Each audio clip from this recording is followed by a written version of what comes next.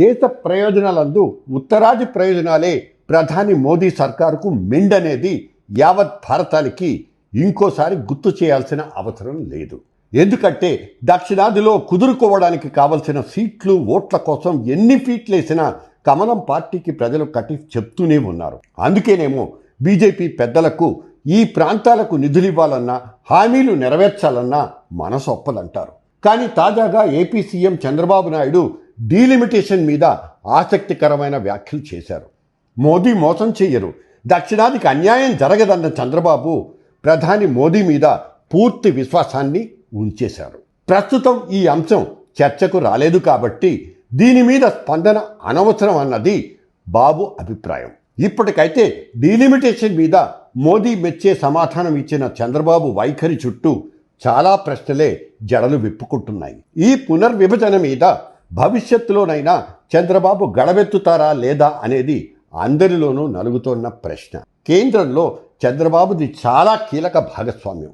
2001 డీలిమిటేషన్ను వాయిదా వేయించిన చంద్రబాబు ఇప్పుడు ఆ చొరవ తీసుకునే సాహసం కనిపించడం లేదు. ఎందుకంటే కేంద్రంతో కూటమి కట్టి సంవత్సర కాలం దాటిపోయింది. ఏ విషయంలో కూడా గతానికి మించిన సాఫల్యం కేంద్రం నుంచి రాష్ట్రానికి దక్కలేదు.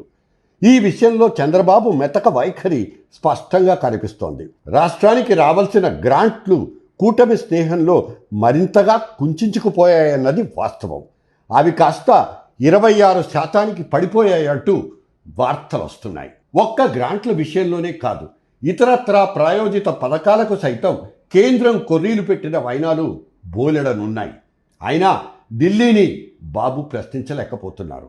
అందుకే చాలా కీలకమైన డీలిమిటేషన్ విషయంలో చంద్రబాబు ఇదే విధంగా మెతక వైఖరి గనుక అవలంబిస్తే అసలుకే ఎసరుగా మారే ప్రమాదం ఉంది. 2026లో దక్షిణాదికి డీలిమిటేషన్ గండం పొంచుంది. దీని మీద తమిళనాడు ముఖ్యమంత్రి స్టాలిన్ ఏర్పాటు చేసిన సమావేశానికి చంద్రబాబు డుమ్మా కొట్టారు. అంటే ఈ సమావేశానికి చంద్రబాబు వ్యతిరేకమా, మోదీ డీలిమిటేషన్కు అనుకూలమా అనే వాదాలు తెరపైకి వచ్చాయి.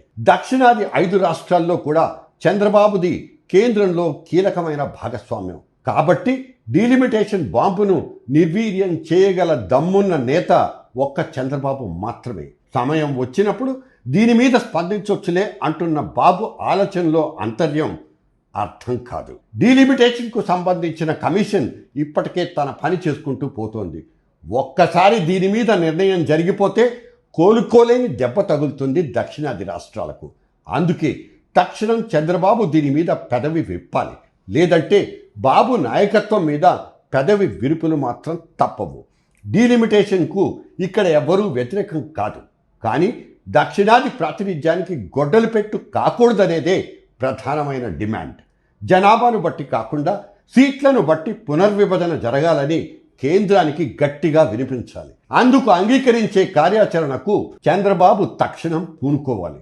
లేదంటే దక్షిణాది రాష్ట్రాల ప్రాతినిధ్యం పార్లమెంటులో 30% లోపుకు పడిపోయే ప్రమాదం ఉంది. జనాభా నియంత్రణ కోసం ఇచ్చిన పిలుపుకు దక్షిణాది కట్టుబడింది. అందులో విజయం సాధించింది కూడా, మెడల్స్ పొందింది. ఇప్పుడేమో ఆనాటి విజయానికి ప్రతిగా కేంద్రం దక్షిణాది మెడలు వంచేస్తోంది. ప్రధానితో చంద్రబాబుకు సఖ్యత ఉండుండొచ్చు, మోదీతో బాబుకు మంచి సాహచర్యం కొనసాగొచ్చు. ఇవి రాజకీయ మనుగడ కోసం వేసే ఎత్తుగడలుగా ఉండాలి తప్ప వ్యక్తిగతాలు మాత్రం కాకూడదు. ప్రజా జీవితంలో ఉన్నప్పుడు ప్రజాభిప్రాయాలకు ప్రాధాన్యత ఇవ్వాలి. కాబట్టి పరస్పర సాహచర్యాల స్థానంలో కీలక అంశాల ప్రస్తావనకు మాత్రమే పెద్దపీట వేయాలి. అవసరం అనుకుంటే ప్రశ్నించి నిలదీయాలి కూడా. ఇప్పుడు చంద్రబాబు కూడా కేంద్రం విషయంలో తన వైఖరిని మార్చుకుంటారా? Let us wait and watch.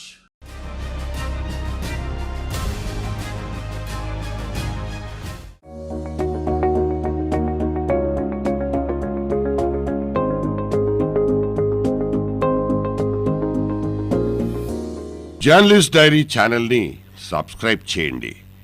ఎప్పటికప్పుడు జర్నలిస్ట్ డైరీ అప్డేట్స్ నోటిఫికేషన్స్ కోసం బెల్ ఐకాన్ మీద క్లిక్ చేయండి.